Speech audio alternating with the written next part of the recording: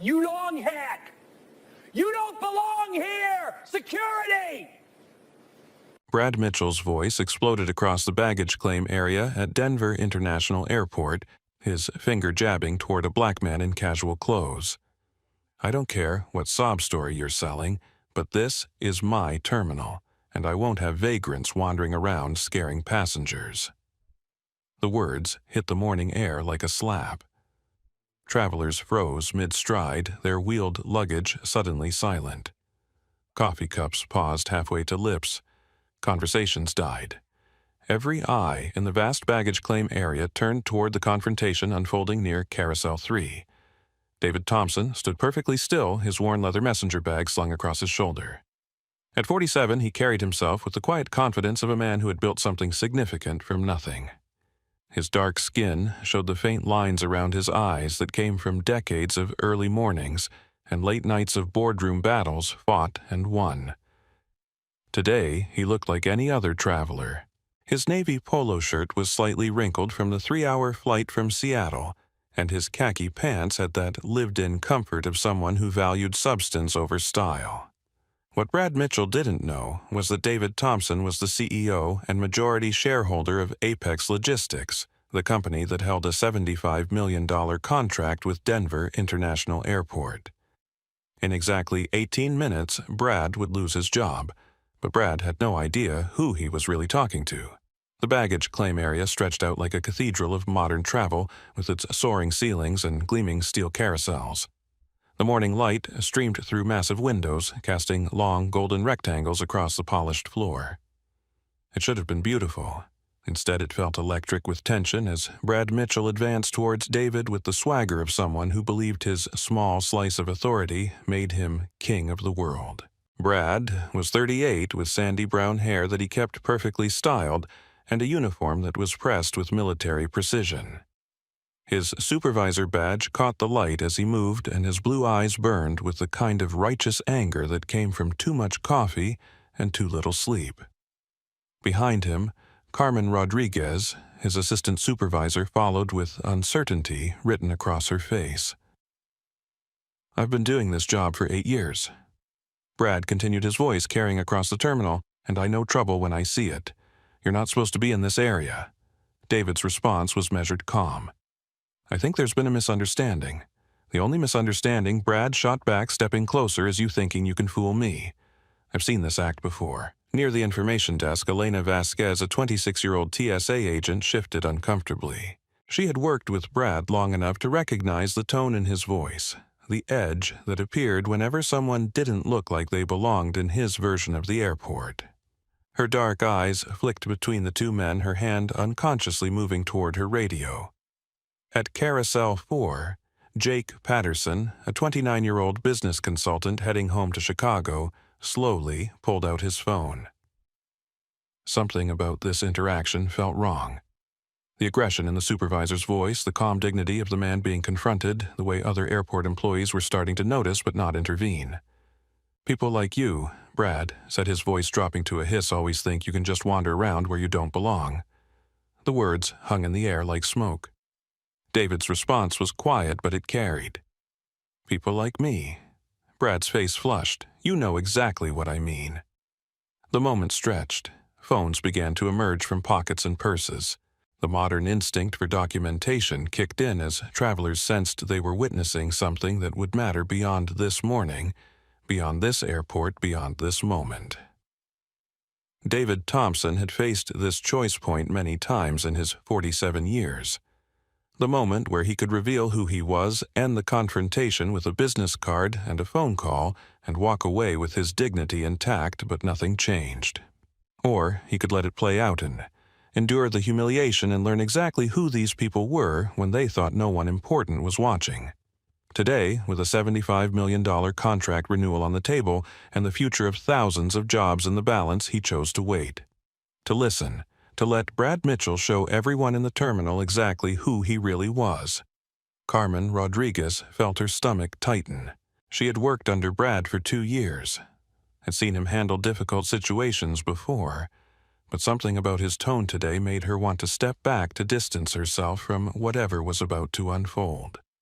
The baggage carousel continued its endless rotation suitcases, passing like silent witnesses to a confrontation that would change everything for everyone involved. In 18 minutes, careers would be destroyed. In 18 minutes, lives would be transformed. But right now, in this moment, all anyone could hear was the sound of Brad Mitchell digging his own grave with every word that came out of his mouth. David Thompson had built Apex Logistics from a single delivery truck and a burning desire to prove that respect wasn't something you had to beg for. 22 years ago, he had walked into a warehouse job interview wearing his best thrift store suit, only to be told that people like him weren't management material. The hiring manager suggested he try the loading dock instead. That night, David had made two decisions. First, he would never again let someone else's assumptions define his worth. Second, he would build something so significant that small-minded people would have to choose between their prejudices and their paychecks. Apex Logistics now operated in 37 states, employed over 4,000 people, and held contracts with major airports, shipping companies, and retail giants across the country. David's deliberately casual appearance today wasn't an accident. It was strategy. He conducted these invisible inspections quarterly, walking through the facilities of his major clients dressed like any ordinary traveler or worker. It was the only way to see past the polished presentations and corporate politeness to discover how his company's partners really operated when they thought no one important was watching. The philosophy had served him well in business and in life. You learned more about someone's character in 5 minutes of unguarded interaction than in 5 hours of formal meetings. Brad Mitchell, on the other hand, had spent 8 years climbing the narrow ladder of airport authority with the determination of someone who had never quite achieved what he thought he deserved. He had started as a baggage handler himself, working nights and weekends watching planes take off to destinations he couldn't afford while sorting through the belongings of people who took air travel for granted. The promotion to supervisor had come 3 years ago, and Brad had wielded his new authority like a sword. He prided himself on running the tightest operation in the airport, which translated to zero tolerance for anything or anyone who didn't fit his vision of how things should be. His recent rejection for promotion to terminal operations manager had left him bitter. The position had gone to a younger candidate with a college degree, someone who spoke about inclusive leadership and cultural sensitivity in ways that made Brad's teeth clench. He had been passed over, he believed, because he was willing to enforce standards that others were too weak to maintain. Carmen Rodriguez had watched Brad's personality darken over the past 6 months. The charm that had made him effective with passengers had curdled into something harder. She found herself making excuses to avoid working his shifts, but today she had no choice. As his assistant supervisor, she was required to support his decisions, even when they made her uncomfortable.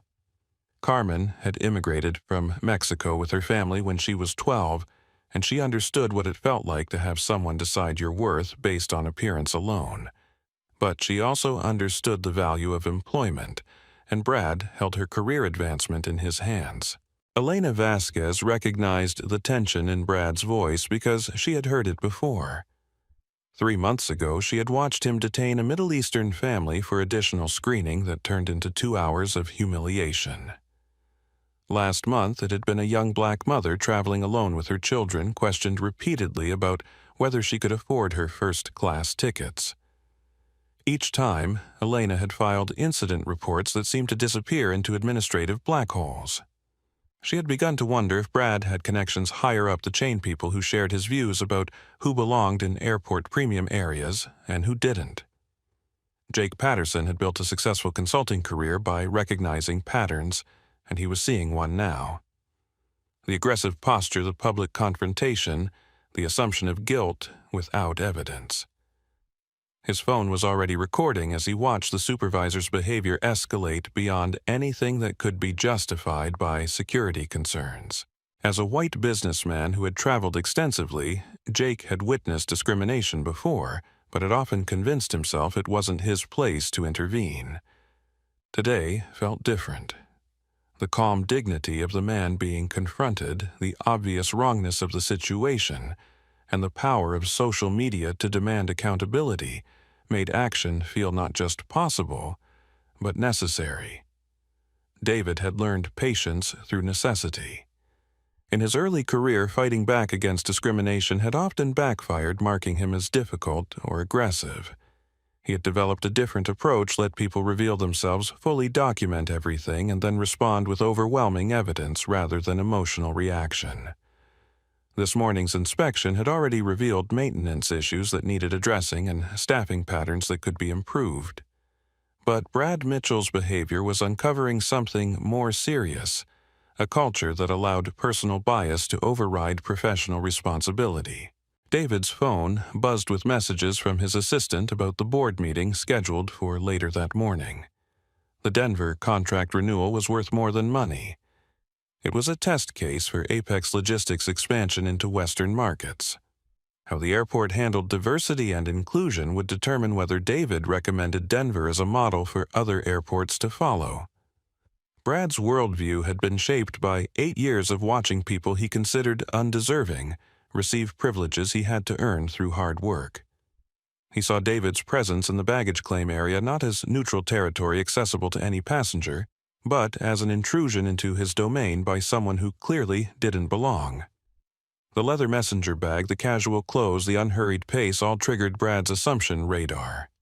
In his mind, legitimate passengers moved with purpose, carried expensive luggage, and dressed to announce their status. David's calm confidence in the face of authority read to Brad not as dignity, but as suspicious defiance. What Brad couldn't see was that David's bag contained documents that could transform or terminate contracts worth hundreds of millions of dollars. What he couldn't understand was that true power often moved quietly, dressed simply, and never needed to announce itself to maintain its authority. The stage was set for a confrontation that would reveal not just individual character, but the deeper questions about respect, assumption, and the cost of letting prejudice masquerade as policy. "Look, I don't have time for games," Brad said, stepping closer to David, his voice rising enough to attract attention from travelers at the neighboring carousels. "This is a secure area, and you're clearly not where you're supposed to be. I need to see some identification and a boarding pass that proves you have legitimate business here." David remained motionless, his expression calm but alert. "I understand you're doing your job, but I think you're operating under some incorrect assumptions." "The only assumption I'm making," Brad snapped, "is that people need to follow rules. And the rule is that only authorized personnel and passengers with legitimate business are allowed in this section." Carmen Rodriguez felt her stomach drop as she watched Brad's tone escalate. She had seen him handle suspicious individuals before, but there was something different about his approach this morning. More aggressive, more personal. "Brad," she said quietly, stepping closer, maybe we should handle this properly." Brad interrupted, not taking his eyes off David. 8 years I've been keeping this airport safe, and I'm not about to let someone waltz in here and disrespect that." Elena Vasquez found herself moving closer, ostensibly to organize passenger information pamphlets at a nearby stand, but really to observe the interaction. Something about the way Brad was handling this felt wrong, familiar in a way that made her chest tight with anxiety. Jake Patterson had his phone positioned discreetly, the camera capturing both men's faces as he started recording. His business instincts told him this was about to become significant, and his conscience told him that someone needed to document whatever was unfolding. "You know what I think?" Brad continued, his voice carrying across the terminal space. "I think you're one of those people who heard about some lawsuit or social media controversy and decided to come test us. Well, congratulations. You picked the wrong supervisor on the wrong day." David's eyebrows raised slightly. "Test you. Don't play innocent. We get troublemakers all the time, people trying to create incidents they can film and post online. People who think they can walk into any space they want and claim discrimination when they get called out for not belonging there." The words hit the air like a match to gasoline. Conversations at nearby carousels stopped mid-sentence. A businessman waiting for his luggage looked up from his phone with sharp attention. A family with young children unconsciously moved farther away, sensing tension they didn't understand but wanted to avoid. people like you," Brad said, his voice dropping to a menacing whisper that somehow carried further than his shouting. "Always think you can game the system. Always looking for someone to blame when you don't get treated like royalty." Jake Patterson felt his jaw clench. The phrase, "people like you," repeated for the second time, each instance carrying more venom than the last. His finger pressed record as he watched the confrontation escalate beyond any reasonable interpretation of security protocol. David's response was measured, but there was steel beneath the calm. "What exactly do you mean by people like me?" Brad's face flushed red. "You know exactly what I mean. Don't try to twist this into something it's not." "I'm not twisting anything," David replied evenly. "I'm asking you to clarify what you mean."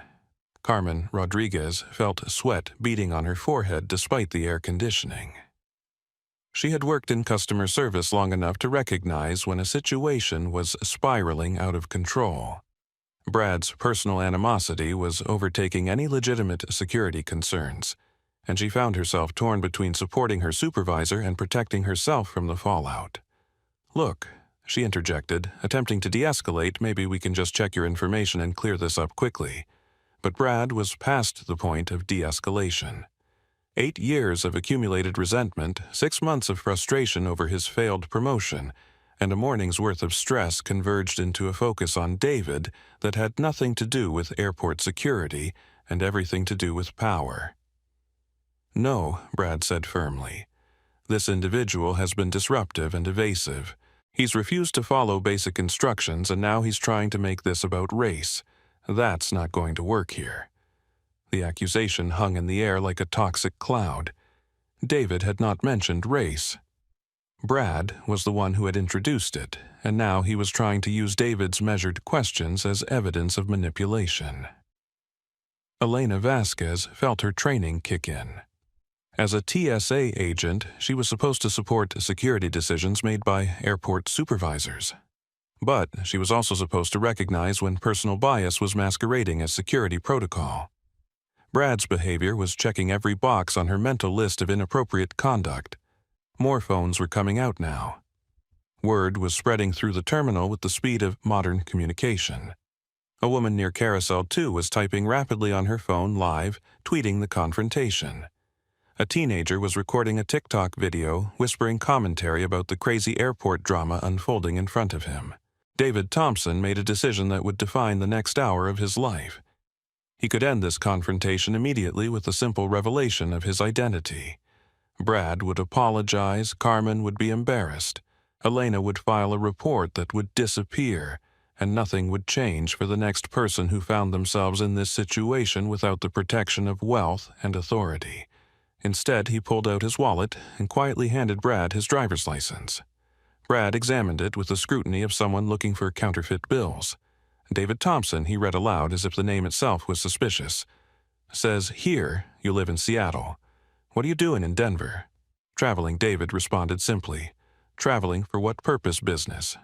"What kind of business?" David remained silent for a moment, understanding that every question Brad asked was digging the hole deeper, the kind that brings me to airports. Brad's frustration exploded. "That's not an answer. I'm trying to maintain security here, and you're playing word games with me." The raised voice attracted the attention of travelers throughout the baggage claim area. A businessman in an expensive suit paused his phone conversation to watch. A group of college students returning from spring break stopped their animated discussion to observe. A family reunion in progress near Carousel 4 fell silent as the grandfather pointed toward the confrontation. Jake Patterson's recording now included clear audio of Brad's escalating demands and David's calm responses. The contrast was striking, one man becoming increasingly agitated and aggressive, the other maintaining dignity in the face of obvious harassment. What none of the witnesses could see was the internal calculation happening in David Thompson's mind. Every question Brad asked, every assumption he made, every word he chose was being cataloged and evaluated. Not for purposes of personal revenge, but for the comprehensive understanding of how this airport's culture allowed discrimination to flourish under the guise of security. The confrontation had moved beyond a simple misunderstanding. It had become a test of character, institutional responsibility, and the question of who was really in charge when authority met actual power. Jake Patterson had seen enough. The business consultant from Chicago made a decision that would amplify this moment far beyond the confines of Denver International Airport. Opening Instagram, he started a live stream with the simple caption, "Y'all need to see this discrimination happening live at DN." Within 30 seconds, viewers began joining the stream. Within 2 minutes, the comments section exploded with reactions. "This is insane," typed Business Maven 47. "Someone needs to stop this," wrote Travel Junkie 22. The viewer count climbed 5,100, 200, 500. "This is Jake Patterson," he whispered into his phone, angling the camera to capture both Brad and David in frame. "I'm at Denver International Airport where a supervisor is harassing a black passenger for absolutely no reason. This man has done nothing wrong, answered every question, and this supervisor is treating him like a criminal." Monica Chen, a 24-year-old travel blogger waiting for her connecting flight to Los Angeles, noticed the commotion and immediately understood its significance.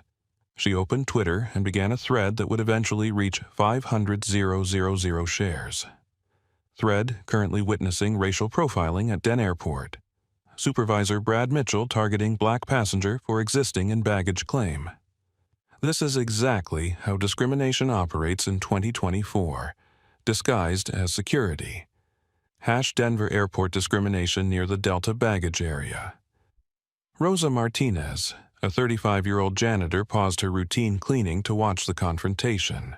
In her 4 years working at the airport, she had seen Brad Mitchell target passengers before. Always people of color. Always with the same justification about security and following protocol. Rosa's hand trembled slightly as she gripped her cleaning cart. She had witnessed this pattern but never spoke up, too afraid of losing her job to challenge a supervisor. But watching David Thompson's calm dignity in the face of obvious harassment, seeing the phone's recording, recognizing that this moment might actually matter, she felt something shift inside her. Tyler Brooks, a 31-year-old airline employee on his break, recognized Brad's voice from across the terminal. Tyler had worked with Brad on several occasions and had always been uncomfortable with his approach to passengers who didn't fit his narrow definition of legitimate travelers.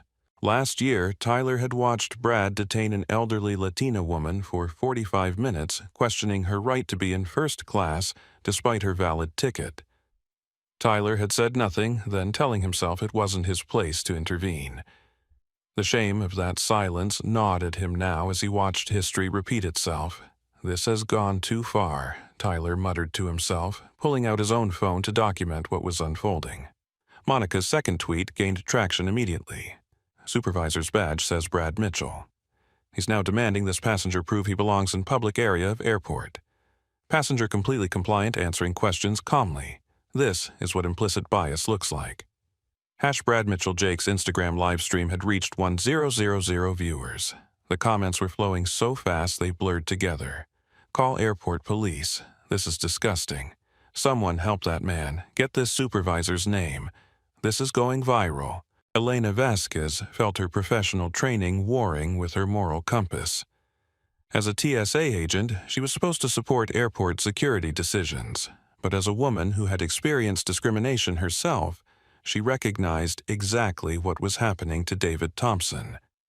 She approached Brad cautiously. "Hey, Brad, maybe you should let me handle this." Brad snapped without looking away from David. "This individual is being uncooperative and evasive. I need to see additional identification and proof of legitimate business in this terminal." David reached into his messenger bag and produced a business card, handing it to Brad with the same calm manner he had maintained throughout the confrontation. Brad looked at the card suspiciously. "Apex Logistics, CEO." He laughed, a harsh sound that carried across the baggage area. "Right. And I'm the President of the United States." Monica's Twitter thread continued, "Update passenger just showed business card identifying himself as CEO. Supervisor's response, mockery and disbelief. The audacity, the absolute audacity." Denver Airport discrimination. Rosa Martinez found her voice. She approached the customer service desk where a colleague was pretending not to notice the confrontation. "Maria," she whispered urgently, "someone needs to call management." "This is wrong." Maria Gonzalez, a veteran airport employee, glanced toward the confrontation and sighed. "Rosa, you know how this works. We don't get involved in supervisor decisions." "But this isn't a decision," Rosa insisted, her voice gaining strength. "This is harassment. I've seen him do this before." Jake's live stream now had 2,000 viewers. He provided running commentary. The passenger just provided identification and a business card. The supervisor is treating both like they're fake. "Folks, this man has complied with every request and is being treated like a criminal for standing in a public area of the airport." Tyler Brooks made a decision. He approached Elena Vasquez, his voice low but urgent. "Elena, you and I both know this isn't about security. Brad's targeting this guy because of how he looks." Elena nodded grimly. "I've seen it before. Filed reports that go nowhere." "Then maybe it's time to document it differently," Tyler said, nodding toward the phones recording throughout the terminal. Carmen Rodriguez felt the situation slipping beyond her control. Brad's behavior was becoming increasingly erratic, and she could see passengers throughout the terminal stopping to watch, many with phones raised. Social media had taught her that viral moments could destroy careers in hours. "Brad," she tried again, "maybe we should get Margaret involved. This seems like it might need management attention." "What it needs," Brad said, his voice rising again, "is for this individual to stop playing games and admit what he's really doing here." Monica's Twitter thread had gained momentum, developing multiple airport employees now witnessing confrontation. Passengers throughout terminal recording. "This supervisor has created a public spectacle targeting one man for his race. Where is management # Denver Airport discrimination # Brad Mitchell." The hashtag #BradMitchell was beginning to trend in Denver. Local news stations monitored social media for breaking stories, and the combination of airport discrimination, viral video, and specific names created exactly the kind of story that demanded immediate attention. Jake's Instagram Live had reached 3,000 viewers, with comments ranging from outrage to legal advice. "This is a lawsuit waiting to happen. Airport needs to fire this supervisor now." "That passenger is handling this with incredible grace. Where is security to stop this harassment?" David Thompson surveyed the scene around him with professional calm. Phones recording from multiple angles. Social media posts amplifying the moment beyond the terminal. Airport employees wrestling with whether to intervene. Passengers choosing sides without understanding the full context. This was exactly what he had hoped to avoid, and exactly what he had expected might happen. Brad Mitchell was revealing himself, completely stripping away any pretense of legitimate security concerns to expose the bias that drove his actions. In approximately 14 minutes, David would answer a phone call that would change everything for everyone involved. But for now, he continued to wait to document and to let Brad Mitchell show the world exactly who he was when he thought no one important was watching. "That's it," Brad declared, his patience finally snapping completely. "I'm calling airport police. This individual is being disruptive, uncooperative, and I suspect he may be trespassing." He reached for his radio with theatrical authority, as if calling in reinforcements would validate everything he had done up to this point. "Security to baggage, claim Carousel 3. I need assistance with a disruptive individual who refuses to comply with basic security protocols." Elena Vasquez felt her stomach drop. She knew exactly who would respond to that call.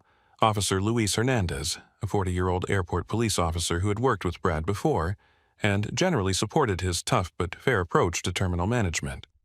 But she also knew Luis's supervisor, Sarah Wilson, who took a more aggressive stance toward anyone Brad identified as problematic. Jake Patterson's Instagram livestream exploded with activity as viewers realized the situation was escalating.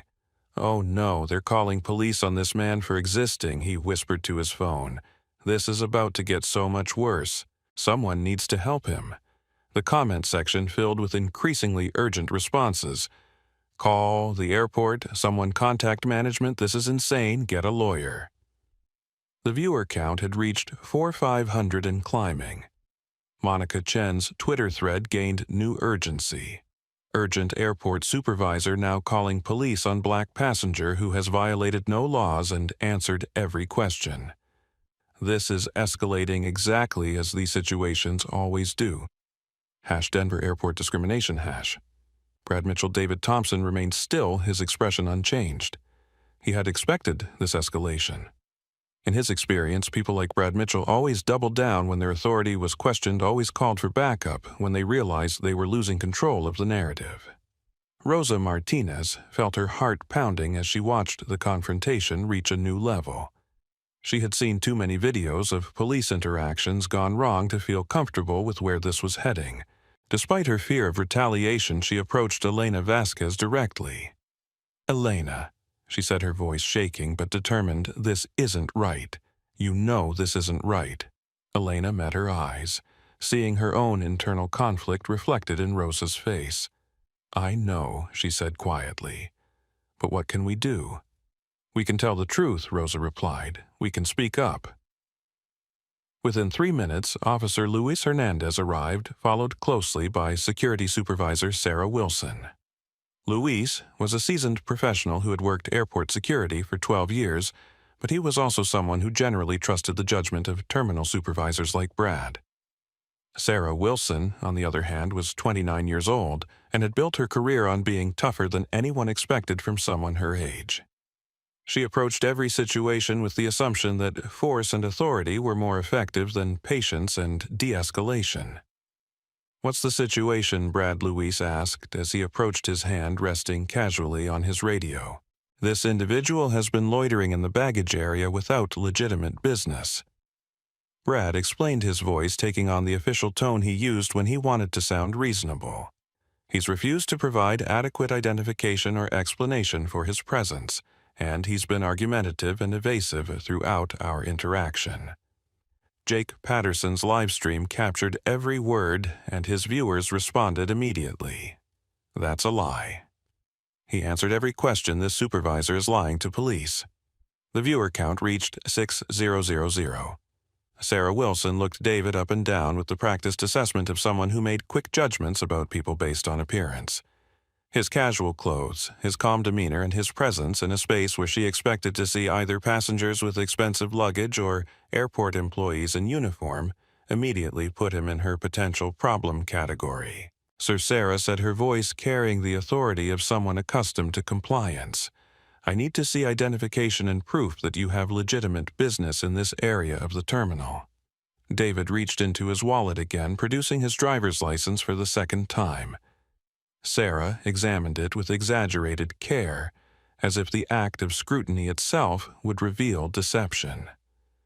"This doesn't explain what you're doing here," she said. "The baggage claim area is for passengers claiming luggage or authorized personnel. Are you claiming luggage?" "No," David replied simply. "Are you authorized personnel?" David paused for a moment, considering his answer. "That depends on how you define authorized." Sarah's expression hardened. "It's a simple yes or no question, sir."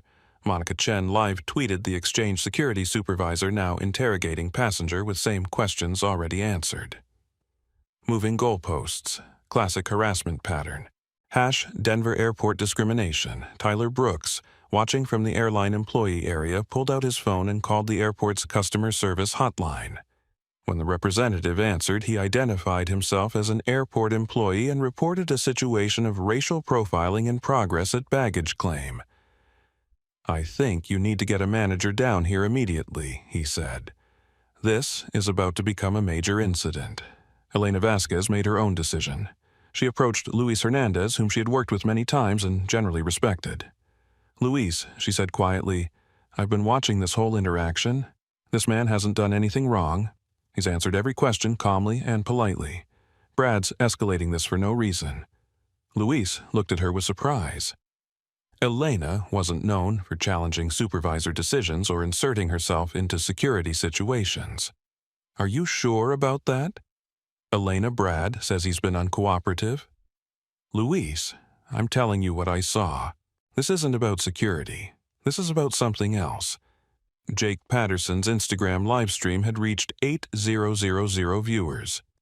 National news organizations monitored social media for breaking stories, and several had already assigned reporters to investigate the trending hashtags #BradMitchell and #Denver Airport Discrimination. David Thompson checked his watch. 12 minutes until his first scheduled phone call. He had endured discrimination before, but never with this level of documentation, never with this many witnesses, never with social media amplifying every word and gesture to thousands of people in real time. The next few minutes would determine whether this incident became a teaching moment about accountability and change, or just another viral video that generated outrage without consequences. "I think we need to search his bag," Sarah Wilson declared, her voice carrying the authority of someone who believed escalation was the same thing as security. "If he can't provide adequate explanation for his presence, we need to determine if he poses any threat to airport operations." The words hit the terminal air like a gavel. Conversations at nearby carousels stopped completely. A businessman waiting for his luggage looked up from his Wall Street Journal with sharp attention. A family with young children unconsciously stepped farther away, sensing a level of tension that made them uncomfortable. Jake Patterson's Instagram livestream exploded with viewer activity. "They want to search his bag now," he whispered urgently to his phone. "This man has done absolutely nothing wrong, and they're treating him like a terrorist. This is insane." The viewer count had reached 12,000 people, with comments flowing so fast they were impossible to read individually. David Thompson looked at Sarah Wilson with the same calm expression he had maintained throughout the confrontation. "On what grounds?" "On the grounds that you failed to provide adequate explanation for your presence in a secure area of this airport," Sarah replied, her tone suggesting that questioning her authority was itself evidence of guilt. "This is the baggage claim area," David said evenly. "It's not a secure area. Any passenger who has cleared TSA security can be here." Brad Mitchell, energized by Sarah's support, stepped forward again. "Don't try to lawyer your way out of this. You've been evasive and suspicious from the beginning. A bag search is standard procedure for individuals who can't adequately explain their presence." Carmen Rodriguez felt sweat beading on her forehead despite the air conditioning. In her 2 years working under Brad, she had never seen him push a situation this far. The presence of airport police, the growing crowd of witnesses, and the obvious recording devices throughout the terminal made her increasingly nervous about being associated with whatever was unfolding. Monica Chen's Twitter thread had gained massive traction, with her latest update receiving hundreds of retweets. Within minutes, update security supervisor now demanding to search passenger's bag. No legal basis for this. Man has answered all questions provided ID violated no laws. This is harassment escalating to potential assault. #Denver Airport Discrimination. Rosa Martinez found courage she didn't know she possessed. The 35-year-old janitor approached Elena Vasquez directly, her voice shaking but determined. "Elena, I've seen him do this before," she said quietly. "Brad, I mean. 3 months ago it was that Middle Eastern family. Last month, the young black mother with her kids. Always the same pattern. Always people who look like they don't belong in his version of the airport." Elena felt her professional training warring with her moral compass. As a TSA agent, she was supposed to support security decisions. But as someone who had experienced discrimination herself, she recognized exactly what was happening to David Thompson. Tyler Brooks, watching from the airline employee area, made a decision that would later prove crucial. He pulled out his employee tablet and began documenting everything he could see and hear, creating an official record from his perspective as an airport employee. Luis Hernandez, the airport police officer, felt increasingly uncomfortable with the direction of the confrontation.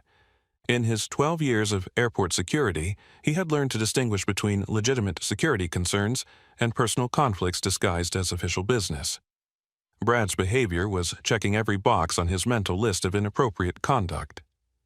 "Sarah," he said quietly to his supervisor, "I'm not seeing any legal justification for a bag search. This individual has complied with identification requests and hasn't exhibited any threatening behavior. Sarah Wilson's response revealed her inexperience with complex situations. "He's being evasive about his purpose here. That's suspicious behavior. Answering questions politely isn't evasive," Louise replied. "And being in the baggage claim area isn't a crime." Jake Patterson's live stream captured every word of the exchange between the security officers, and his viewers responded immediately. Thank God someone has common sense. That police officer is the only one acting professionally. Fire the security supervisor. The viewer count had reached 15,000. David Thompson made a strategic decision. He unzipped his leather messenger bag and began removing items slowly and deliberately, placing them on the nearby bench where everyone could see. First, an expensive laptop computer, then a leather portfolio containing business documents, a Mont Blanc pen, a folder marked Confidential, Apex Logistics, several business cards with his name and title clearly visible. Brad Mitchell's face flushed as he saw the items, but his pride prevented him from backing down. "Anyone can buy expensive props," he said, his voice carrying across the terminal. "I've seen this scam before." The comment drew gasps from nearby passengers. A businessman in an expensive suit who had been watching the confrontation shook his head visibly. An elderly woman traveling with her granddaughter whispered something that sounded like, "This is disgraceful." Monica Chen live tweeted the moment passenger voluntarily showing bag contents, expensive laptop, business documents, professional materials. Supervisor's response claims it's all fake. The level of bias here is staggering. #Denver Airport discrimination. Tyler Brooks felt his anger building as he watched Brad's increasingly desperate attempts to justify his behavior. Tyler had worked in the aviation industry long enough to recognize actual security concerns versus personal vendetta, and this situation had crossed every line of professional conduct. He approached Elena Vasquez again, his voice low but urgent. "Elena, you need to know something. I've been documenting everything on my employee tablet. Timestamps, direct quotes, witness observations. This isn't going to disappear into an administrative black hole." Elena met his eyes, understanding the significance of what he was telling her. Employee documentation carried different weight than passenger complaints. It created an official record that management couldn't ignore. Rosa Martinez took her own leap of courage. She approached the customer service desk where her supervisor Maria Gonzalez was pretending not to notice the confrontation. "Maria," she said, her voice stronger than she felt someone needs to call Margaret Foster. "This is wrong, and it's getting worse." Maria looked toward the confrontation, seeing the crowd of witnesses, the recording devices, and the obvious tension between the security officers. "Rosa, you know how this works. We don't interfere with security decisions." "But this isn't a security decision," Rosa insisted. "This is harassment. I've seen Brad do this before, and someone needs to stop it." Jake Patterson's Instagram livestream had become a community event, with viewers sharing the link across other platforms and sending messages to local news stations. The comment section had evolved from simple outrage to organized action. "I'm calling the airport," shared this on Facebook, sending to Channel 7 News. "This supervisor needs to be fired." David Thompson surveyed the scene around him with professional calm. His voluntary display of his bag's contents had served multiple purposes. It demonstrated his willingness to comply with even unreasonable requests. It showed the expensive and professional nature of his possessions, and it forced Brad to reveal the extent of his bias by dismissing obvious evidence. Carmen Rodriguez made a decision that would protect her career. She stepped away from Brad's immediate proximity and approached Luis Hernandez. "Officer," she said quietly, "I need you to know that this situation has gone beyond anything I'm comfortable supporting. I think we need management involvement immediately." Luis nodded grimly. He had been thinking the same thing. "I'm going to call for a supervisor," he told her. Sarah Wilson overheard the conversation and bristled. "I am the supervisor." "I'm talking about a management supervisor," Luis clarified. "This situation needs administrative oversight." The tension in the terminal had reached a breaking point. Passengers throughout the baggage claim area had stopped their normal activities to watch the confrontation. Social media posts about the incident were spreading beyond Denver, picking up national attention. Margaret Foster, the airport director, was in a budget meeting when her assistant burst through the door. "Ma'am," the assistant said urgently, "you need to see what's happening in the terminal." Social media is exploding about a discrimination incident at baggage claim. Margaret looked at the tablet her assistant handed her, seeing Jake Patterson's live stream with 18,000 viewers and Monica Chen's Twitter thread with thousands of shares. Her stomach dropped as she recognized Brad Mitchell in the video. "Get me down there immediately," she said, standing up and grabbing her jacket. "And call legal. We're about to have a major incident." Back at Carousel 3, David Thompson checked his watch. 8 minutes until his first scheduled phone call. The confrontation had evolved exactly as he had expected, revealing not just individual bias, but the deeper cultural problems that allowed discrimination to flourish under the guise of security protocol. What none of the participants could anticipate was how completely the next 8 minutes would transform not just their individual careers, but the entire culture of accountability at Denver International Airport. Tyler Brooks' public challenge to Brad Mitchell had opened floodgates that couldn't be closed. Within minutes of his declaration, other airport employees began approaching the group, each carrying their own stories of Brad's problematic behavior that they had previously kept silent. "I need to say something, too," said Jennifer Walsh, a 28-year-old gate agent who had been watching the confrontation from the nearby Delta desk. Her voice shook, but carried clearly across the terminal. 3 weeks ago, I watched Brad detain an elderly black man for 40 minutes because he thought the man's first-class ticket was suspicious. The passenger missed his connection and had to spend the night in Denver because of it. Jake Patterson's live stream captured every word, and his 40,000 viewers exploded with reactions. "How many people has this supervisor harassed? This is a pattern of abuse. Where was management?"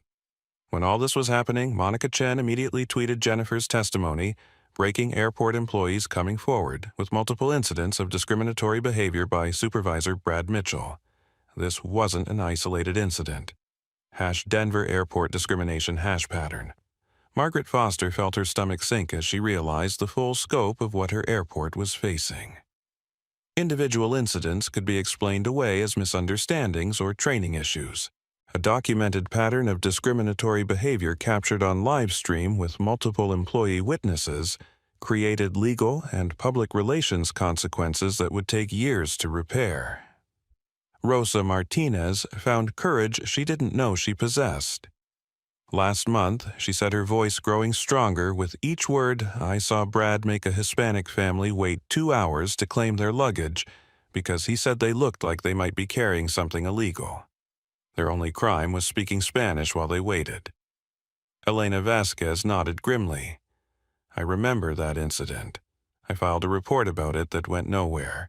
When I asked my supervisor about the outcome, I was told that Brad's decisions were supported by his track record of keeping the airport safe." The phrase "track record" sent a chill through Margaret Foster's professional consciousness. If Elena was telling the truth, it meant that management had been aware of problematic behavior and had chosen to protect Brad rather than address it. That level of institutional complicity created exponentially greater legal liability. Carmen Rodriguez, realizing that her silence was becoming complicity, made a decision that would save her career. "I need to be honest," she said, stepping away from Brad completely. "I've seen Brad target passengers based on race and appearance for the entire 2 years I've worked with him. I told myself it was just thorough security work, but I know that's not true." Her admission was perhaps the most damaging of all because she was Brad's direct assistant, and her testimony carried the weight of intimate professional observation. Jake Patterson's viewers were overwhelmed by the avalanche of revelations. This supervisor has been terrorizing passengers for years. Where was oversight? How many people suffered in silence? This airport needs to be investigated by the FBI doctor Michael Chen. A physician who had been waiting for his luggage nearby approached the group with visible emotion.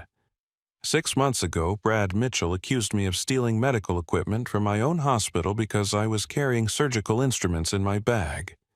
He detained me for 3 hours and threatened to have me arrested before finally checking with my hospital to confirm my identity. The testimony was devastating, not just because of its content, but because of Dr. Chen's obvious credibility and professional standing. His story suggested that Brad's discrimination wasn't limited to passengers who might seem vulnerable or unable to defend themselves. Tyler Brooks was documenting everything on his employee tablet, creating an official record that would be impossible for management to dismiss or bury. "How many more stories are there?" he asked the growing group of witnesses. "More than you want to know," said Patricia Reeves, a 34-year-old security guard who had worked at the airport for 6 years. "I've seen Brad abuse his authority dozens of times. The difference is that today someone was recording and other people found the courage to speak up." Margaret Foster understood that she was witnessing the collapse of her airport's reputation in real time, but she also recognized that the employee testimonies offered a pathway toward credibility and reform if she handled them properly. "I need all of you to know," she said loudly enough for the recording devices to capture, "that anyone who speaks the truth about what they've witnessed will be protected from retaliation. And I need you to know that what you're describing represents a complete failure of our oversight and accountability processes." The admission was politically risky, but morally necessary. Margaret had learned from other viral incidents that attempting to defend the indefensible only made eventual consequences worse. Monica Chen live tweeted Margaret's response. "Airport director publicly acknowledges complete failure of oversight and accountability. Promises protection for employees speaking up. This is what real leadership looks like." Denver airport discrimination. Brad Mitchell, who had been silent during the testimonies, finally exploded. "This is ridiculous. You're all piling on because of one misunderstanding. I've kept this airport safe for 8 years. His defensive outburst was captured by multiple cameras and immediately shared across social platforms. The contrast between his angry justifications and the calm testimonies of his colleagues was stark and damaging. "Safe for whom?" asked Rosa Martinez, her confidence growing with each moment. "Safe for people who look like you, because it hasn't been safe for people who look like me or him," she said, gesturing towards David Thompson. Luis Hernandez, the airport police officer, made a decision that would define his integrity. "I need to add something," he said. "I've been pressured by security supervisors, including Sarah Wilson, to support aggressive actions against passengers who didn't pose any legitimate security threat. I should have spoken up before now." His admission was particularly powerful because it implicated not just Brad, but the broader security culture that had enabled his behavior. Sarah Wilson's face went pale as she realized that her own actions were being documented and criticized by her own officers. The viral nature of the incident meant that her superiors in airport police would be reviewing her decisions under national scrutiny. Jake Patterson's live stream had become a masterclass in how documentation and courage could expose institutional problems that had been hidden by individual silence. His 42,000 viewers were witnessing not just an incident of discrimination, but the real-time collapse of the systems that had protected discriminatory behavior. The testimonies had created something unprecedented, a comprehensive documented record of pattern discrimination, captured in front of a national audience with multiple credible witnesses willing to speak on record about what they had observed. Margaret Foster understood that traditional damage control was impossible. The only path forward was complete transparency, immediate accountability, and comprehensive reform. Anything less would be scrutinized and condemned by the thousands of people who were now invested in seeing justice done. David Thompson remained calm throughout the testimonies, but those who watched him carefully could see that he was absorbing every word, every detail, every admission. In 1 minute, his phone would ring and everything would change. But the foundation for that change had already been built by the courage of airport employees who chose truth over silence. The pattern was exposed. The accountability was documented. The consequences were inevitable. David Thompson's phone buzzed in his pocket. The first call, right on schedule. He glanced at the caller ID. Apex Logistics, Executive Office. For a moment, he considered answering immediately and ending Brad Mitchell's harassment with a single revelation. But the testimonies from airport employees were still flowing, creating a comprehensive record of institutional failure that needed to be complete before any resolution began. He let the call go to voicemail. Jake Patterson's 45000 viewers noticed David checking his phone, and the comment section exploded with speculation. Who's calling him? Maybe it's his lawyer. This is about to get even more interesting. Answer the phone. Brad Mitchell. Desperate to regain control of a situation that had completely escaped his authority, pointed at David's phone. You see that he's probably coordinating with whoever put him up to this. This whole thing is orchestrated. The accusation revealed the depth of Brad's delusion. Even with multiple employee testimonies documenting his pattern of discrimination, even with thousands of people watching his behavior in real time, he was still trying to blame his victim for the consequences of his own actions. Margaret Foster recognized Brad's comment as potentially creating additional legal liability. Accusing someone of orchestrating their own harassment without evidence could constitute defamation, especially with such extensive documentation of the accusation being broadcast live. Brad, she said firmly, I need you to stop talking immediately. Anything you say from this point forward will be used in our administrative review and any potential legal proceedings. The warning was both professional advice and a public signal that the airport was distancing itself from Brad's statements. Margaret understood that institutional liability could be limited if she demonstrated immediate recognition that Brad's behavior was unauthorized and unacceptable. David's phone buzzed again. This time, the caller ID read Denver International Airport, Director's Office. Margaret Foster was calling him while standing 20 feet away, which meant someone in the airport administration had identified him and understood exactly how serious this situation had become. Again, David let the call go to voicemail. Monica Chen caught the interaction and immediately tweeted airport directors just called the passenger she's standing near. Someone in management knows exactly who this man is. The tension is incredible. Denver Airport Discrimination Elena Vasquez noticed the phone calls too, and her TSA training kicked in. Passenger identification was part of her job, and she had access to databases that could reveal more information about travelers than most people realized. Tyler, she whispered to Brooks, I think we need to be prepared for this situation to get much more complicated. Tyler nodded grimly. I've been documenting everything on my employee tablet. Whatever happens next, there's going to be an official record. Sarah Wilson was experiencing the collapse of her authority in real time. Her aggressive support of Brad's actions was being broadcast to a national audience. Her own officer was questioning her judgment, and the airport director was clearly preparing to throw both of them under the bus to protect institutional interests. She pulled out her own phone and called Airport Police Dispatch. This is Supervisor Wilson. I need additional units at baggage claim immediately. This situation is becoming unmanageable. But Luis Hernandez, standing right next to her, immediately countermanded the request. Dispatch, this is Officer Hernandez. Belay that request. We don't need additional units.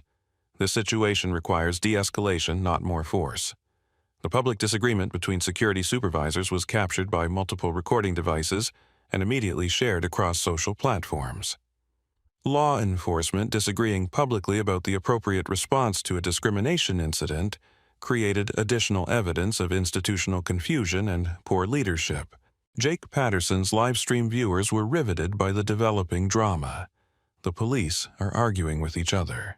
Now, this is insane. Someone needs to answer that phone. I can't look away. Carmen Rodriguez made a final decision about her career survival. She approached Margaret Foster directly, her voice loud enough for recording devices to capture. Ma'am, I need to formally request that I be removed from this situation.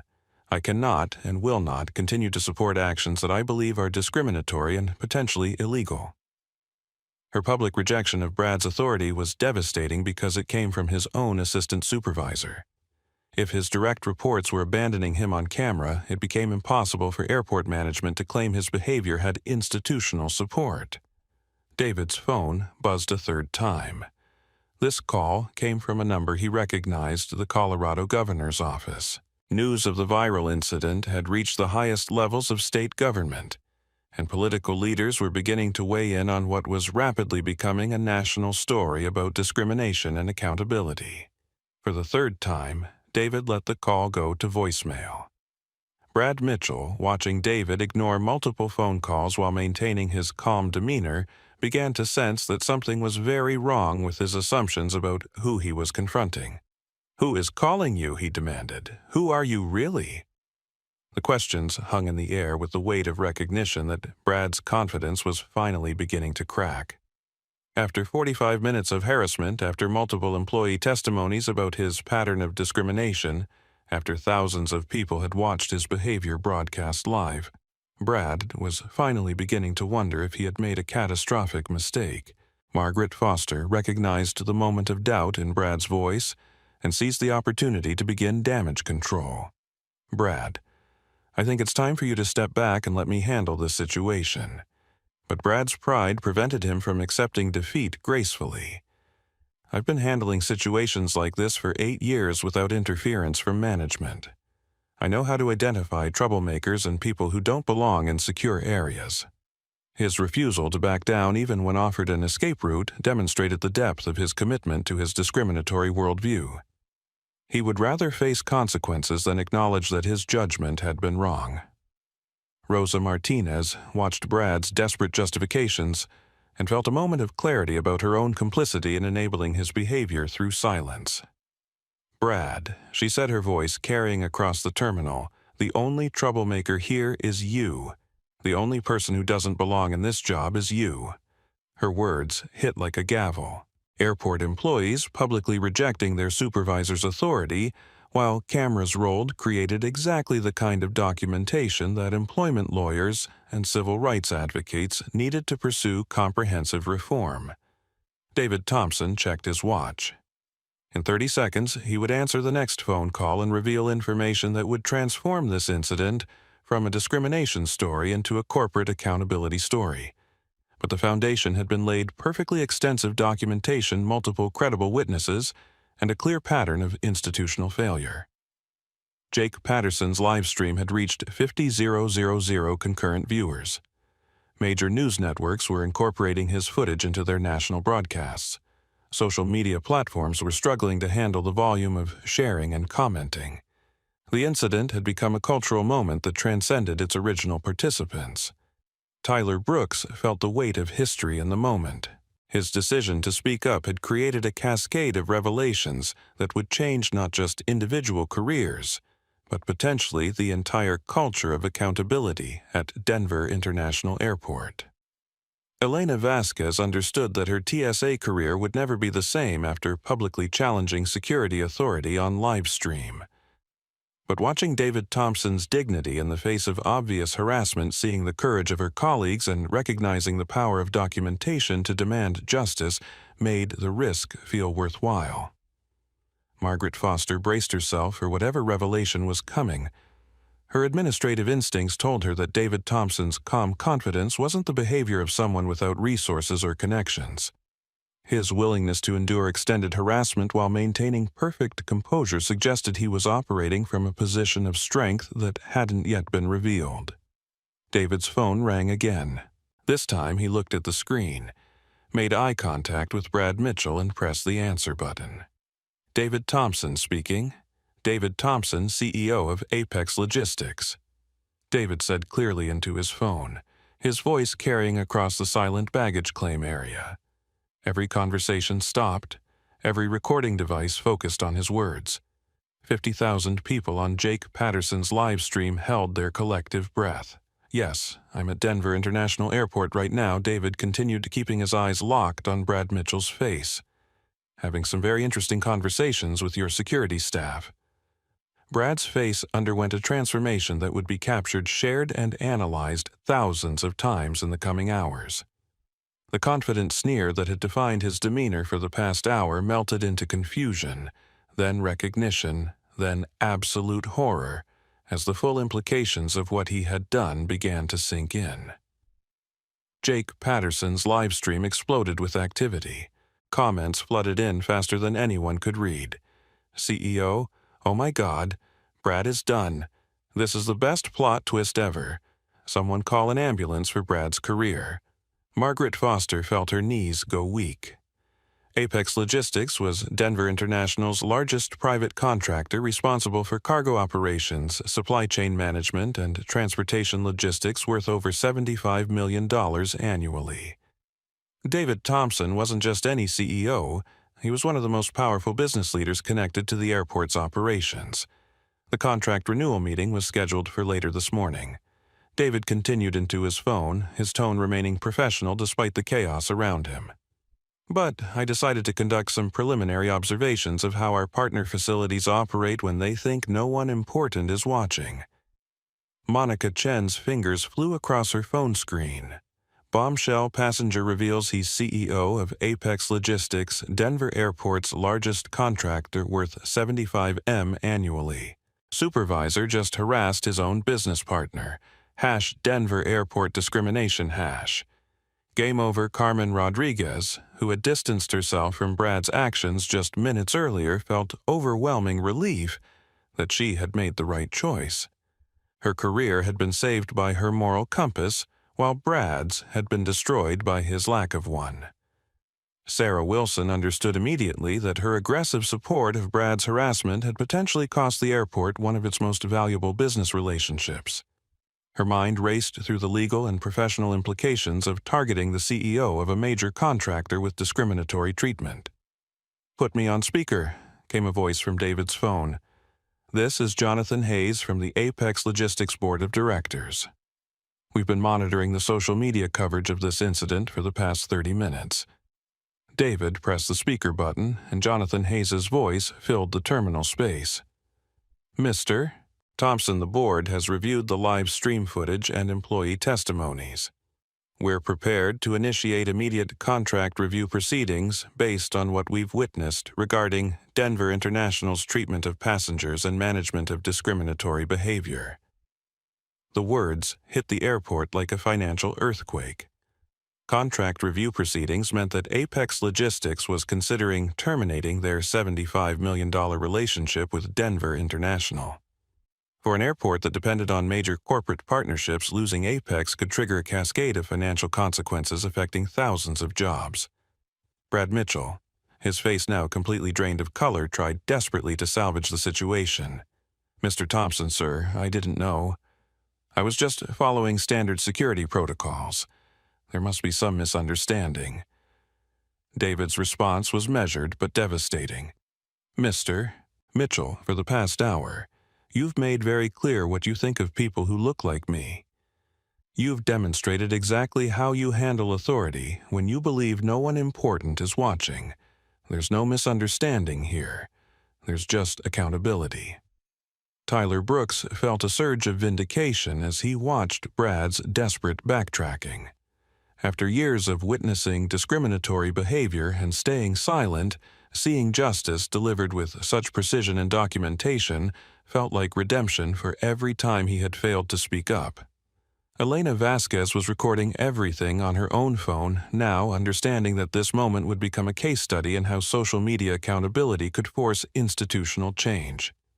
Brad's complete reversal from aggressive authority figure to desperate supplicant was happening in front of 55,000 live viewers. Jake Patterson's live stream had become the most watched discrimination incident in social media history. News outlets were broadcasting his footage live. Civil rights organizations were sharing clips across platforms, and legal experts were already analyzing the implications for employment law and corporate accountability. Margaret Foster stepped forward, recognizing that the airport's response in the next few minutes would determine whether they could salvage their relationship with Apex Logistics and their broader reputation for managing diversity issues. "Mr. Thompson," she said, her voice steady despite the crisis, "I want to personally apologize for the completely unacceptable treatment you've received from our staff. This behavior does not represent Denver International's values or policies, and there will be immediate consequences." David nodded acknowledgement but continued his phone conversation. "Jonathan, I think you should hear directly from the airport employees who witnessed this incident and others like it." He gestured to Tyler Brooks, who stepped forward with his employee tablet. Mr. Hayes, this is Tyler Brooks, Airline Operations. I've documented multiple incidents of discriminatory behavior by Supervisor Mitchell over the past several months. Today's incident follows a clear pattern that management has failed to address. Jonathan Hayes's voice carried clearly through the speaker. Mr. Brooks, we appreciate your courage in documenting these issues. Apex Logistics will ensure that you and other employees who spoke up are protected from any retaliation. The promise of corporate protection for whistleblowing employees created an immediate shift in power dynamics.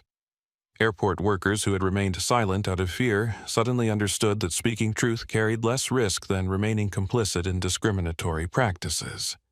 Rosa Martinez found her voice again. Mr.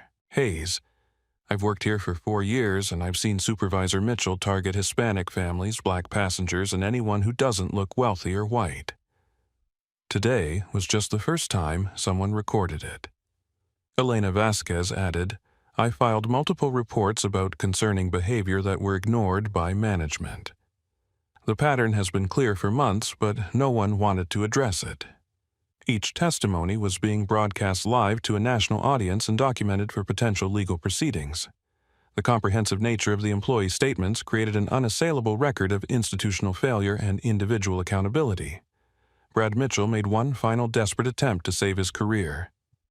Mr. Thompson, please, I have a family to support.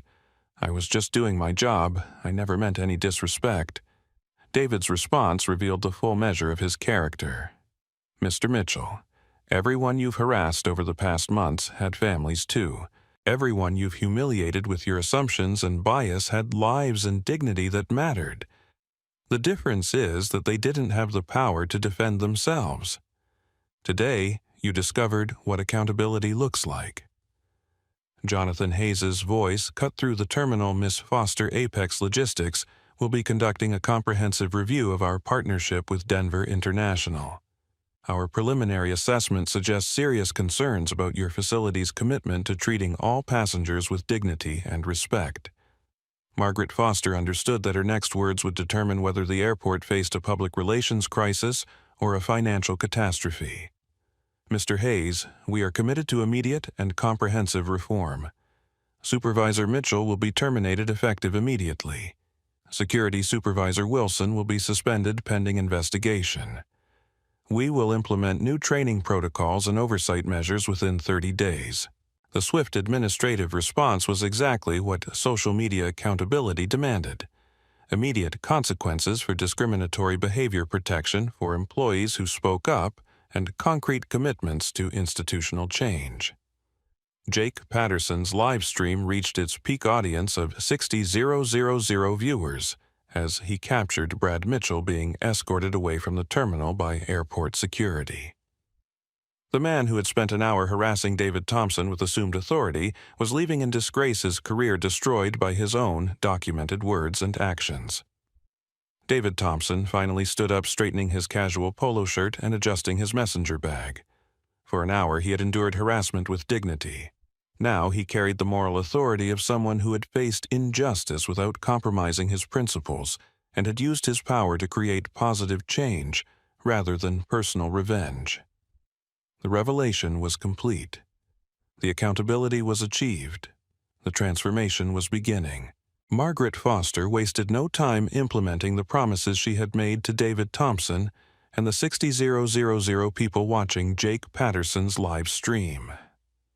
Within minutes of David's identity revelation, she was on her radio coordinating the most comprehensive disciplinary response in Denver International Airport's history. Security, I need. Brad Mitchell's access credentials revoked immediately, she said, her voice carrying the authority of someone who understood that half measures would be scrutinized by a national audience. Sarah Wilson is suspended effective immediately. I want their ID badges, access cards, and any airport property collected within the next 10 minutes. The swift administrative action was captured by multiple recording devices and immediately shared across social platforms. Viewers who had spent an hour watching Brad harass David Thompson were now witnessing the real-time consequences of documented discrimination. Jake Patterson's live stream captured Brad's removal from the terminal.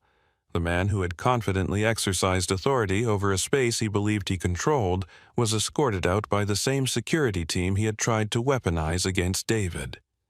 The reversal was complete and devastating. "This is incredible," Jake whispered to his 58,000 remaining viewers. "We just watched accountability happen in real time. This is what justice looks like when people have the courage to speak up and the technology to document everything." Tyler Brooks was officially commended by Margaret Foster in front of the recording devices, ensuring that his courage in challenging Brad's behavior was publicly recognized and protected. "Mr. Brooks, your willingness to speak up when you witnessed discrimination represents the kind of leadership this airport needs from all employees." The public recognition served multiple purposes. It protected Tyler from potential retaliation. It encouraged other employees to report discriminatory behavior, and it demonstrated that the airport's new leadership valued truth over institutional protection. Elena Vasquez was immediately promoted to temporary supervisor for the baggage claim area, with Margaret Foster announcing that her integrity and professional judgment qualified her for expanded responsibilities. The promotion was both recognition for her courage and a signal that the airport was serious about reforming its leadership structure. Rosa Martinez was appointed to a newly created position, Employee Advocacy Coordinator, responsible for ensuring that all airport workers felt safe reporting concerns about discriminatory treatment. Her transformation from silenced janitor to empowered advocate became a symbol of how institutional change could create opportunities for previously marginalized voices. Carmen Rodriguez's decision to distance herself from Brad's actions saved her career.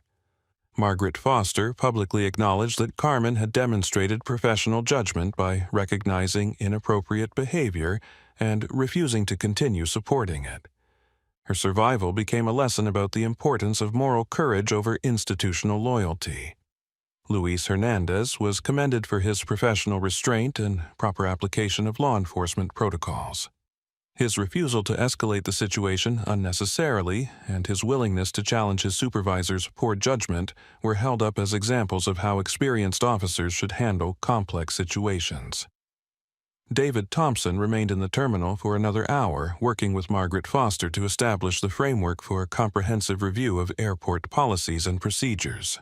Their collaboration, broadcast partially on continuing social media streams, demonstrated how business partnerships could be strengthened rather than destroyed by accountability and reform. Monica Chen's Twitter thread had reached 100,000 shares, making it one of the most viral discrimination documentations in social media history. Her follower count had jumped to 75,000, and news organizations were offering her paid positions based on her real-time journalism during the incident. The immediate personnel consequences sent shockwaves through Denver International's workforce. Employees who had witnessed discriminatory behavior but remained silent understood that the culture had fundamentally changed. Speaking up was now protected and rewarded, while discrimination was swiftly punished. Margaret Foster held an impromptu press conference in the terminal, addressing both the media crews that had arrived and the social media audience that was still watching. Today, we'd learned that our oversight processes failed to protect passengers from discriminatory treatment.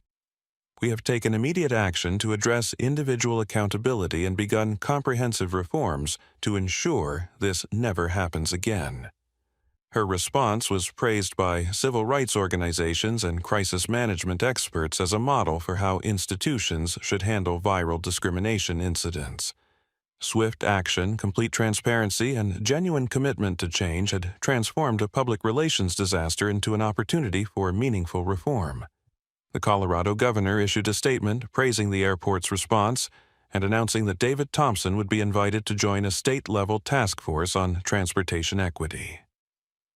Brad Mitchell's harassment had inadvertently elevated David to a position where he could influence policy across the entire state. Federal aviation authorities announced that Denver International's response to the discrimination incident would be used as a model for other airports facing similar challenges. The comprehensive documentation and swift accountability measures had created a blueprint for how institutions could rebuild trust after discriminatory incidents. Legal experts analyzing the situation confirmed that the airport's immediate response had likely limited their liability, while the extensive documentation of employee testimonies had created a strong foundation for any future civil rights enforcement actions. Brad Mitchell's termination was processed within 2 hours, with his personnel file permanently flagged for discriminatory conduct that would make him unemployable in any position requiring interaction with diverse populations. His career in airport security was finished, and his viral infamy would follow him to any future employment opportunities. Sarah Wilson's suspension became a termination by the end of the day after her personnel file revealed a pattern of supporting discriminatory actions by subordinates. Her aggressive backing of Brad's harassment had demonstrated that she was unfit for supervisory responsibility in a diverse workplace. The speed and comprehensiveness of the consequences sent a clear message to airport employees nationwide: discrimination would be swiftly punished, courage would be rewarded, and institutional change was possible when people chose accountability over protection. Within 48 hours of the incident, Margaret Foster had implemented the most comprehensive diversity and inclusion reforms in Denver International Airport's history. Working directly with David Thompson and drawing on best practices from Apex Logistics' own corporate culture, the airport established new protocols that would serve as a model for transportation facilities nationwide. The first change was the creation of mandatory bias recognition training for all supervisory personnel, delivered not as a one-time seminar, but as an ongoing educational process with quarterly updates and annual certification requirements. Tyler Brooks was selected to lead the program development, ensuring that the training reflected real workplace scenarios rather than theoretical discussions. Elena Vasquez's promotion to permanent supervisor came with expanded authority to investigate and address discriminatory behavior at any level of the organization. Her new position included direct reporting access to Margaret Foster's office, bypassing the middle management layers that had previously buried discrimination reports. Rosa Martinez's employee advocacy coordinator role was given substantial resources and independence. Her office was empowered to investigate complaints, confidentially recommend disciplinary actions, and coordinate with legal authorities when discriminatory behavior potentially violated federal civil rights laws. The airport established a partnership with local civil rights organizations to provide external oversight of their reform efforts. Quarterly audits would be conducted by community advocates with full access to personnel files, complaint records, and employee feedback about workplace culture changes. David Thompson's Apex Logistics provided consulting services for the airport's cultural transformation, sharing the diversity and inclusion practices that had made their company a model for equitable workplace management. The partnership demonstrated how business relationships could be strengthened through shared commitment to justice and accountability. A new passenger advocacy program was created, allowing travelers to report discriminatory treatment through multiple channels. Anonymous online forms direct phone access to Rosa Martinez's office, and partnerships with civil rights organizations that could investigate complaints independently. All airport supervisors were required to complete implicit bias training conducted by external experts rather than internal trainers. The curriculum specifically addressed the assumptions and stereotypes that had driven Brad Mitchell's harassment of David Thompson, using the documented incident as a case study in how bias operates in professional settings. Employee protection protocols were strengthened to ensure that workers like Tyler Brooks, Elena Vasquez, and Rosa Martinez could report discriminatory behavior without fear of retaliation. The new policies included financial protections, legal support, and clear pathways for career advancement for employees who demonstrated moral courage. Margaret Foster established monthly community forums where passengers and airport employees could discuss diversity challenges and suggest improvements to airport operations. The forums were live-streamed on the airport's social media channels, ensuring transparency and ongoing public accountability. The airport's hiring practices were overhauled to prioritize candidates with demonstrated commitment to inclusive leadership and cultural competency. All future supervisory positions would require candidates to complete scenario-based assessments, evaluating their response to potential discrimination situations. Training protocols were updated to include extensive role-playing exercises where employees practiced de-escalation techniques and bias recognition in realistic airport scenarios. The training used video footage from the Brad Mitchell incident with David Thompson's permission to demonstrate how discrimination escalates and how it can be prevented through proper intervention. A partnership with local universities was established to research and document best practices for maintaining inclusive workplace cultures in high-stress, security-sensitive environments. The research would be shared with other airports and transportation facilities facing similar challenges. Recognition programs were created to celebrate employees who demonstrated inclusive behavior, reported discriminatory conduct, or contributed to positive cultural change. Tyler Brooks, Elena Vasquez, and Rosa Martinez became the first recipients of the new Courage and Leadership Awards. The airport's social media presence was transformed to include regular updates about diversity initiatives, employee spotlights celebrating inclusive leadership, and educational content about recognizing and addressing bias in professional settings. Margaret Foster established direct partnerships with minority business associations to ensure that the airport's vendor relationships reflected the community's diversity. David Thompson's experience had highlighted how discrimination could damage valuable business partnerships that took years to develop. All airport employees received new contact information for reporting discriminatory behavior, including direct access to external civil rights organizations and legal resources. The multiple reporting channels ensured that concerns couldn't be buried by supervisors who might have personal interests in protecting discriminatory colleagues. The changes were documented extensively and shared with other airports as a comprehensive model for institutional reform following discrimination incidents. Denver International's response became a case study in how transparency, accountability, and genuine commitment to change could transform public relations disasters into opportunities for meaningful progress.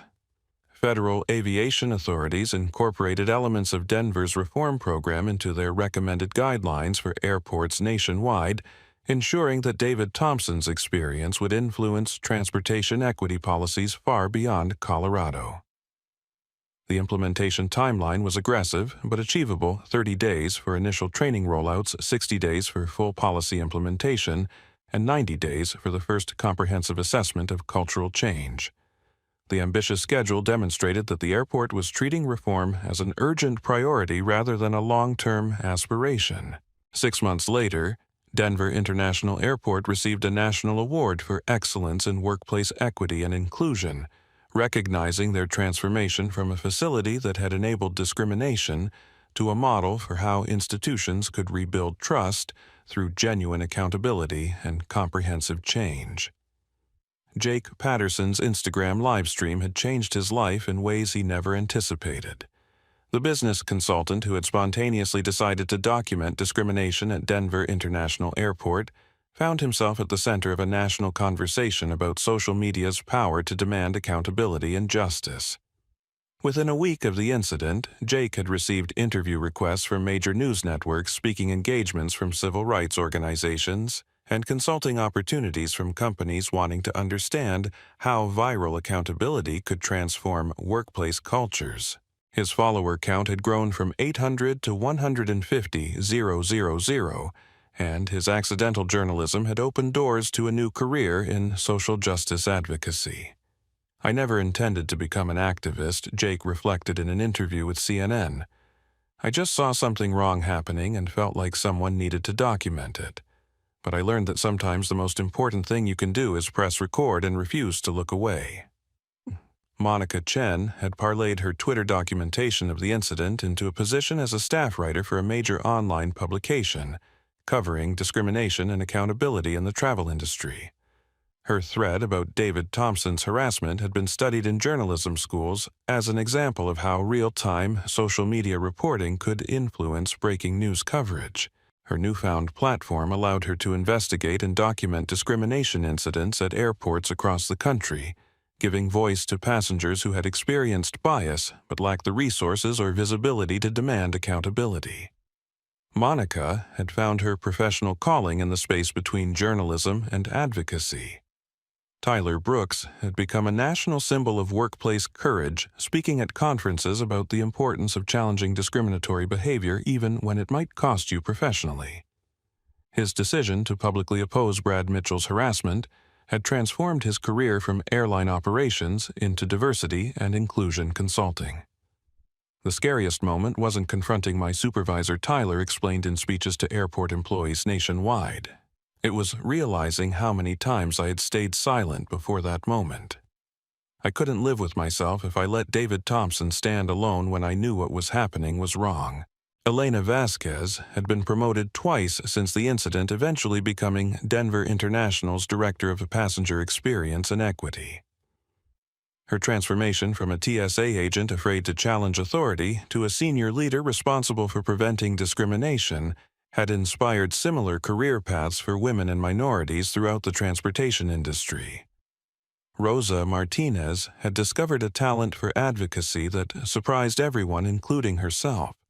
Her employee advocacy coordinator position had expanded into a consulting role that helped other airports develop support programs for workers who witnessed discriminatory behavior.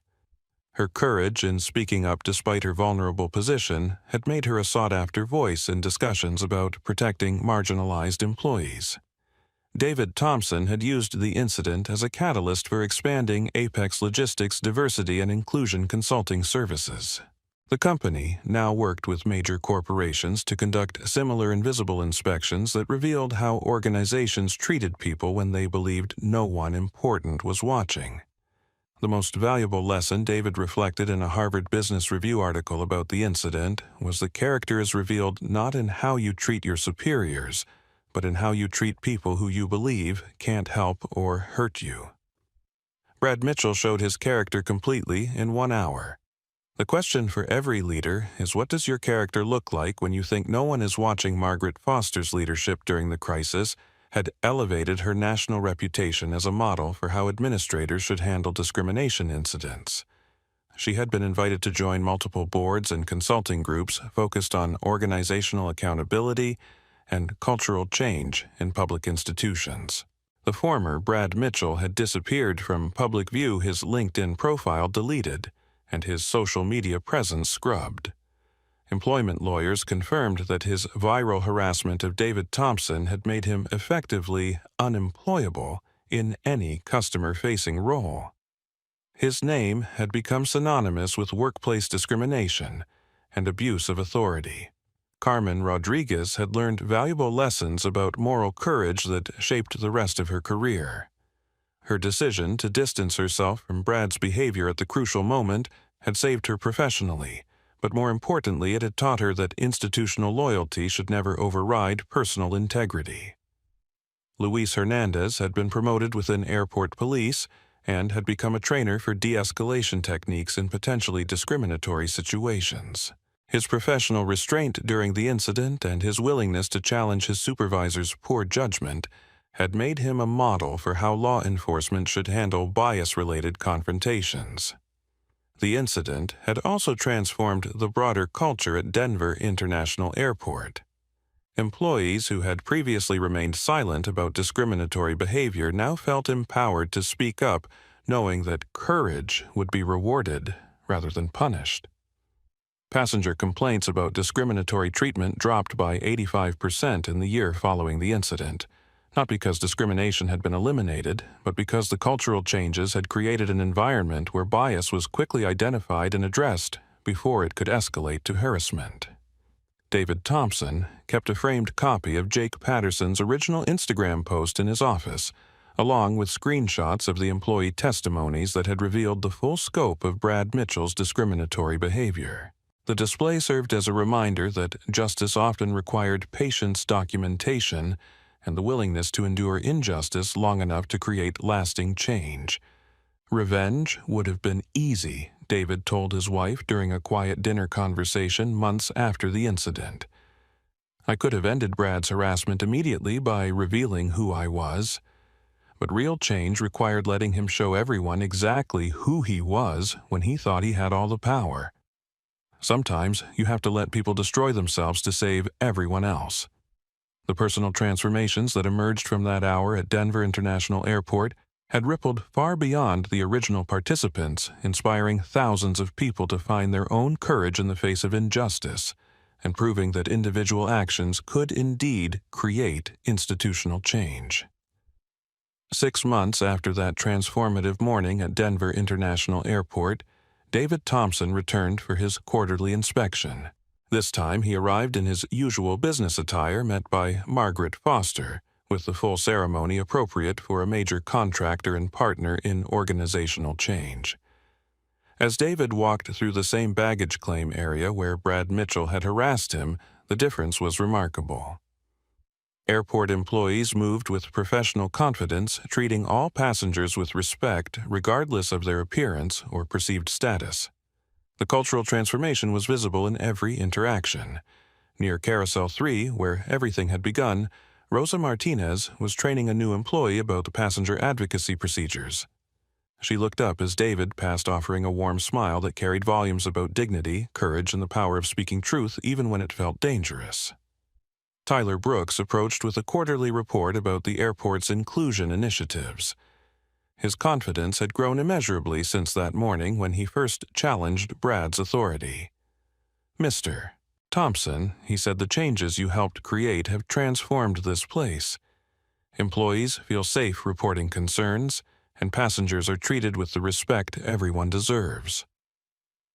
Elena Vasquez, flourishing in her role as Director of Passenger Experience and Equity, briefed David on the latest training programs and accountability measures.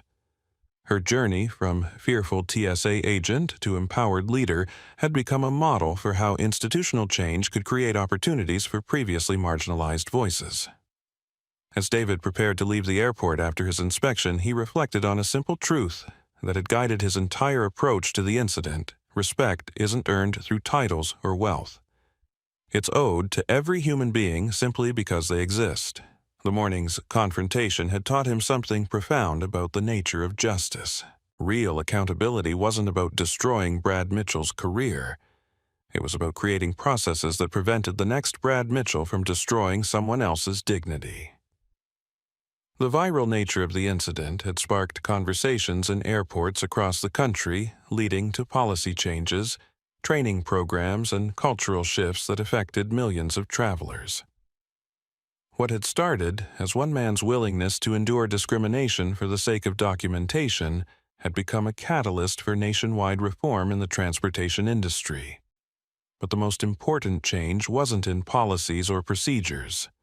It was in the understanding that ordinary people had the power to demand extraordinary accountability when they chose courage over silence.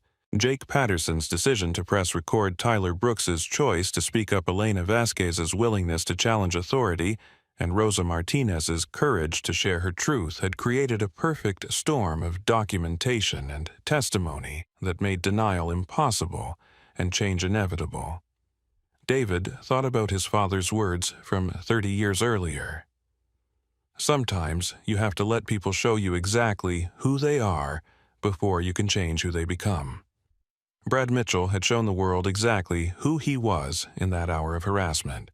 But more importantly, Tyler Brooks, Elena Vasquez, Rosa Martinez, and even Margaret Foster had shown who they could become when faced with the choice between complicity and courage. The lesson extended far beyond airport security or corporate contracts.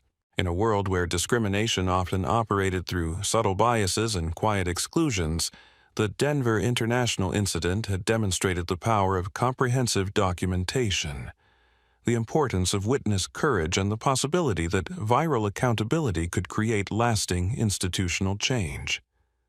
As David's plane lifted off from Denver International Airport, he carried with him not just the satisfaction of accountability achieved, but the deeper understanding that lasting change required more than individual consequences. It required cultural transformation that made discrimination not just punishable, but unthinkable. The story didn't end with Brad Mitchell's termination or even with the comprehensive policy reforms. It ended with the recognition that every person who witnessed discrimination had a choice: remain silent and enable the process, or speak up and help transform it. Sometimes the most powerful people do walk among us in ordinary clothes carrying messenger bags instead of briefcases, wearing polo shirts instead of suits. But the real message of David Thompson's experience wasn't about hidden wealth or secret authority. It was about the fundamental dignity that belongs to every human being, regardless of their appearance, their accent, their clothes, or their perceived status. Brad Mitchell had made the mistake of believing that respect was conditional on his recognition of someone's importance.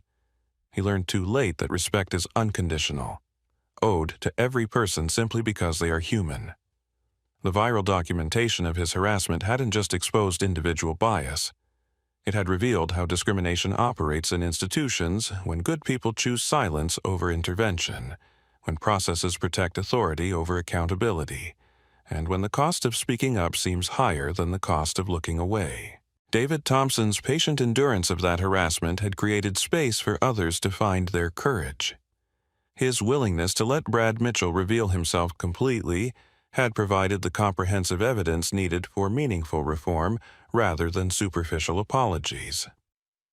The next time you see someone being dismissed, disrespected, or diminished because of how they look, remember, you might be watching someone with the power to transform entire institutions, or you might be the only witness to injustice that depends on your silence to continue. Either way, your choice to speak up or stay quiet will determine what happens next. Real change doesn't happen because of dramatic confrontations or viral videos. It happens through the patient work of people who refuse to accept that dignity should depend on perceived status or authority. Every person deserves respect. Whether they're signing million-dollar contracts or sorting luggage, wearing suits or uniforms, speaking with authority, or simply asking for help, every human being deserves to be treated with dignity. Sometimes the most important thing you can do is press record. Sometimes it's speaking up when everyone else stays silent. Sometimes it's choosing truth over convenience, courage over comfort, justice over institutional loyalty. The Denver International Airport incident proved that individual actions can create institutional change, that documented truth can overcome entrenched power, and that ordinary people have extraordinary capacity to demand justice when they choose to act rather than observe. Make it matter, make it count, make it change everything. If this story opened your eyes to the power of standing up for what's right, I want you to do 3 things right now. First, hit that like button to show that dignity and respect matter to you. Second, subscribe to this channel and hit the notification bell so you never miss stories about justice, courage, and people who refuse to stay silent when they witness discrimination. Third, share this video with your family, friends, and coworkers because everyone needs to understand that we all have the power to create change when we choose courage over comfort. Drop a comment below and tell me about a time when you witnessed discrimination or had to make the choice between speaking up or staying silent. Your story matters, and it might inspire someone else to find their voice when it counts most. Remember, real change happens when ordinary people do extraordinary things. When we document injustice, when we speak truth to power, and when we refuse to let discrimination hide in the shadows. Every share, every comment helps spread the message that respect isn't earned through titles or wealth. It's owed to every human being simply because they exist. Thank you for watching. Thank you for caring. And thank you for being the kind of person who believes that everyone deserves dignity. Together, we can make sure that stories like David Thompson's lead to lasting change rather than temporary outrage. Hit that subscribe button and join a community that stands up for justice one story at a time.